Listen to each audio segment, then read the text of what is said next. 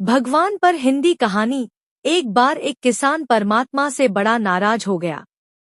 कभी बाढ़ आ जाए, कभी सूखा पड़ जाए, कभी धूप बहुत तेज हो जाए तो कभी ओले पड़ जाए। हर बार कुछ ना कुछ कारण से उसकी फसल थोड़ी खराब हो जाए। एक दिन बड़ा तंग आकर उसने परमात्मा से कहा, देखिए प्रभु, आप परमात्मा हैं, लेकिन लगता है आपको खेती बाड़ी की ज्यादा जानकारी नहीं है। एक प्रार्थना है कि एक साल मुझे मौका दीजिए, जैसा मैं चाहूँ वैसा मौसम हो, फिर आप देखना मैं कैसे अन्न के भंडार भर दूंगा। परमात्मा मुस्कुराए और कहा, ठीक है, जैसा तुम कहोगे वैसा ही मौसम दूंगा, मैं दखल नहीं करूंगा। किसान ने गेहूं की फसल बोई। जब धूप चाही तब धूप मिली, जब पानी तब पानी। तेज धूप, ओले, बाढ़, आंधी तो उसने आने ही नहीं दी। समय के साथ फसल बढ़ी और किसान की खुशी भी, क्योंकि ऐसी फसल तो आज तक नहीं हुई थी। किसान ने मन ही मन सोचा, अब पता चलेगा परमात्मा को कि फसल कैसे करते हैं। बेकार ही इतने बरस हम किसानों को परेशान करते रहे।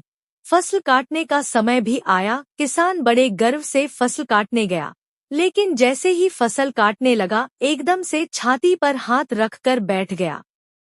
गेहूं की एक भी बाली के अंदर गेहूं नहीं था, सारी बालियां अंदर से खाली थी। बड़ा दुखी होकर उसने परमात्मा से कहा, प्रभु ये क्या हुआ?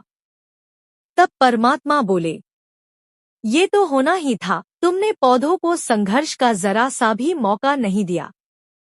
ना तेज धूप में उनको तपने दिया, ना आंधी ओलों से जूझने दिया, उनको किसी प्रकार की चुनौती का एहसास जरा भी नहीं होने दिया। इसीलिए सब पौधे खोखले रह गए।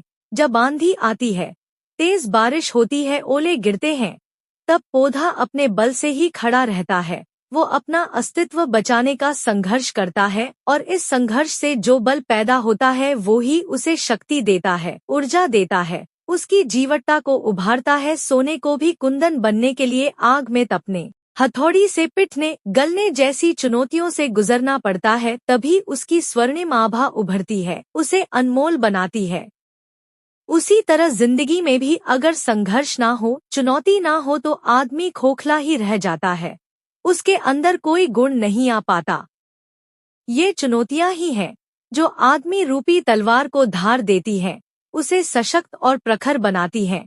अगर प्रतिभाशाली बनना है तो चुनौतियां तो स्वीकार करनी ही पड़ेंगी, अन्यथा हम खोखले ही रह जाएंगे। अगर जिंदगी में प्रखर बनना है, प्रतिभाशाली बनना है तो संघर्ष और चुनौतियों का सामना तो करना ही पड़ेगा।